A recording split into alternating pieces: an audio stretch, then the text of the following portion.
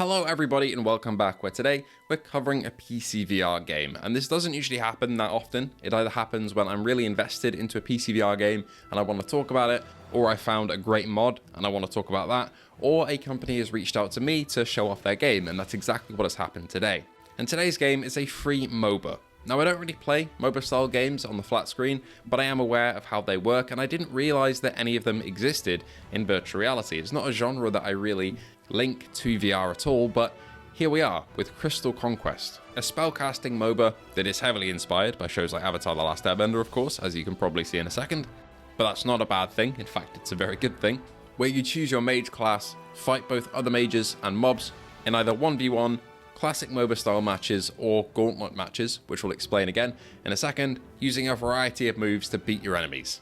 I had no idea what to expect going into this very much work in progress game, and even just playing through some of the training modes and offline matches and exploring all the content the game has to offer in its current state, I had a very good time, and I think if this goes the route of a free-to-play MOBA in the future, then it has a very bright one ahead of it. Before we delve a little deeper, I want to say thank you to Crystal Conquest for sponsoring today's video, and let's take a look, shall we?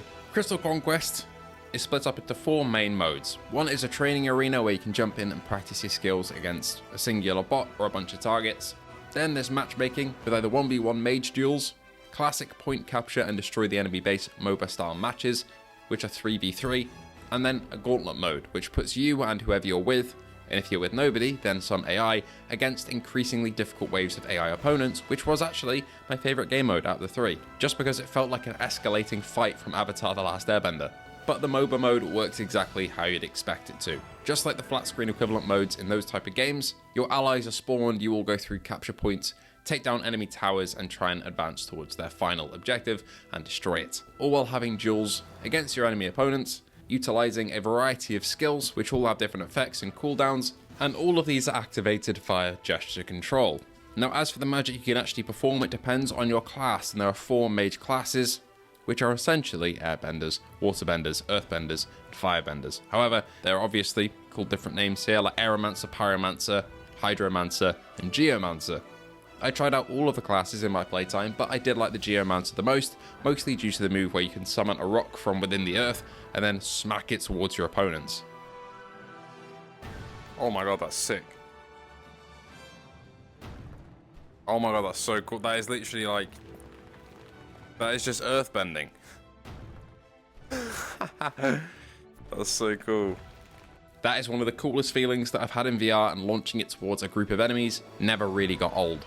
As for the other classes though, they do have some really cool abilities, and they're also being currently worked on all of the time. The team are making sure that all of the feedback that gets suggested for the game in their Discord gets implemented, if it's a good idea of course. So they've just gone through and done another pass on the Aeromancer to add some new weapons like an air bow, and to allow them to fly around the map for a limited time, which is awesome to use.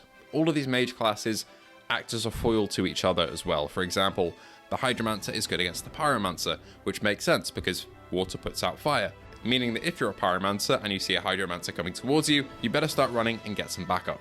Even though I was playing mostly with bots because I'm in a pre-release version of the game just to test out the mechanics and the game modes, I definitely felt this, especially with the Pyromancer AI on the other team. They are absolutely terrifying and pull no punches. Oh my god, I'm actually getting slapped up. Oh my god. No, not you again. Not you again. No. Oh, Jesus.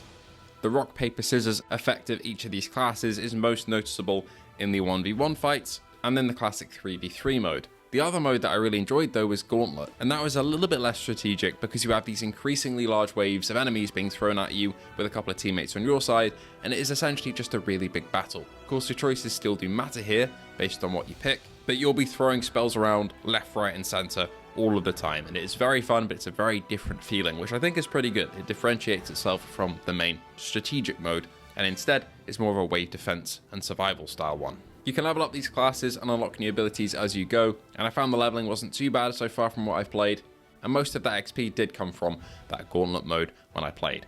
Finally, from a visual standpoint here, I think that Crystal Conquest looks good. Honestly, from the flat screen images and gameplay that I saw before I jumped in, it looked very much like Zenith: The Last City, a game that unfortunately is no longer active, and I kind of missed that art style, and it's great to see it here.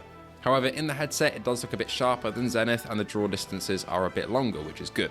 A lot of games that have this art style fall into the trap of feeling a bit generic, but I find that with the character designs, especially here, it's tied together quite nicely. However, I would love to see some optimization improvements and more stuff in the visual department of what you can adjust in the menus to get some more performance out of the game, as currently I did have a few stutters, but this is an active development and I am playing a playtesting version of the game here, although there is a free demo for you to go and try at the moment. So there's still a long ways to go on optimization, as they're still adding content and new things to the game at the moment. You might be wondering where the performance is actually going here if you're just looking at this flat screen gameplay, and the answer is there are a fair few little details here that are quite impressive for Crystal Conquest. From a technical standpoint, all of the player models have dynamic elements to them, like clothing that moves in the wind, or hair that moves when you turn, and these little details are pretty fantastic. There's also cool elements like the fact that to get to different modes you walk through a portal that's actually there, you just step into it. The game has a slight frame drop, which I'm sure can be ironed out in the future, and you step through and there you are in your new location. It's a very cool mechanic. There's also a mirror in your main tower where you choose your class and where you want to go that shows you and the environment in real time, which is a really cool mirror effect. It's a little bit low resolution, but once you get up close to it, it's quite impressive to see your movements reflected and even your spells and attacks and everything else happening in the room with you. It's details like this that show that the devs care about this game. It isn't just a quick shovelware title. I think this actually could have legs for sure, because this is a genre that isn't really expanded upon very much in virtual reality, and I hope they continue to develop it. I'm genuinely happy that they brought this to my attention for this sponsored video, as I wouldn't have known about it before, and I guess that's the point of me being here and showing it off to you, is that if you'd like to give it a go, join their Discord, try the demo, see how you like it, and hopefully, if it gets a lot of support, it might come to PSVR2 in the future. There's no current plans for it, but I would love to see this happen, especially if it sticks with free to play. Anyway, thank you all so much for watching. Thank you to Crystal Conquest for sponsoring today's video and getting me hands-on with the game. I've really enjoyed it so far, and I hope to see you all in the next one.